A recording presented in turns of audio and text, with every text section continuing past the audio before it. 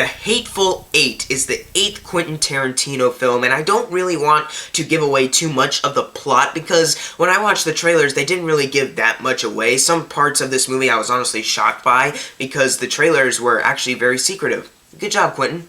Good job keeping it, hush-hush. Especially since the first draft of the script was leaked. Good job keeping this movie kinda under wraps.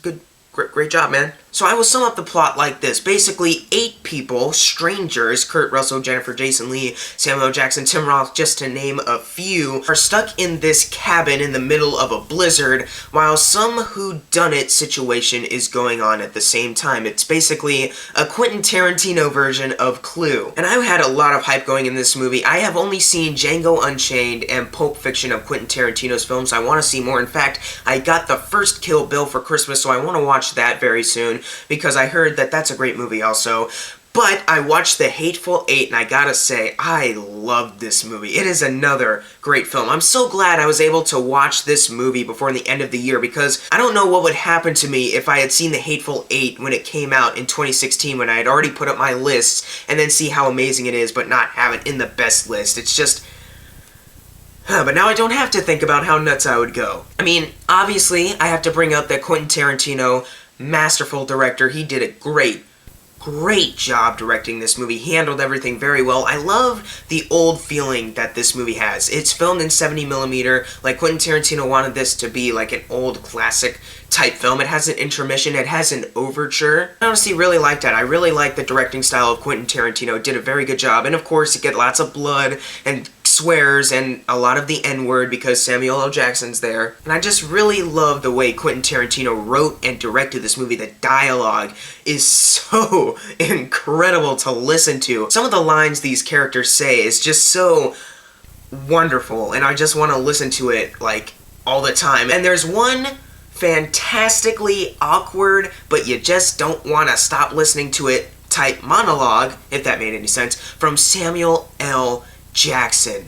He was fantastic in this movie, and that monologue, it made me laugh, but also made me uncomfortable. If you've seen The Hateful Eight, you know the monologue that I am talking about, and you probably know how amazing that monologue is also. And yes, Samuel L. Jackson is terrific in this film. This is honestly some of the best I've seen him in. He is so good in this film. Kurt Russell, too, he was very good in this movie. He's basically the hangman bounty hunter, because whenever he catches a criminal, he takes them to hang. He doesn't kill them, even if it's dead or alive. He doesn't kill them, he takes them to hang. He has appreciation for the hangman. And he's carrying around Jennifer Jason Leigh, who was phenomenal. I don't know what other movies she's been in because I don't recognize her name, but she was fantastic in this movie. She was nuts and sick, but you liked her at the same time. She was so good in this film. I really loved her. I want to see her in more stuff. I think she needs to be nominated for something for this movie. She was so great. Walton Goggins, he really surprised me as the movie went on, because at first I didn't know what I was going to make of his character, but I actually liked him later on in the movie. I thought he did a very good job.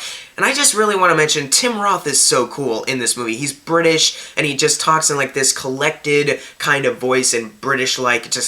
I love Tim Roth. He was great in this movie. Oh yeah, and Bruce Dern, I thought he was very good in this movie also. There's one scene where he has to react to some news that has been told, and his face just changes. And the way he changed his face actually affected me. I was like, oh, wow. I actually felt bad for Bruce Dern, and he was just acting. That was great. I love Bruce Dern in this movie. Everyone actually had great chemistry with each other. You could definitely tell there's some tension in the air between all these characters. They don't know each other. They don't really particularly like each other, but they're stuck together in this cabin, and I love the chemistry between the entire cast. Super good. Oh yeah, and the runtime, it is almost around 3 hours. It blew by for me. To be honest, it honestly blew right by.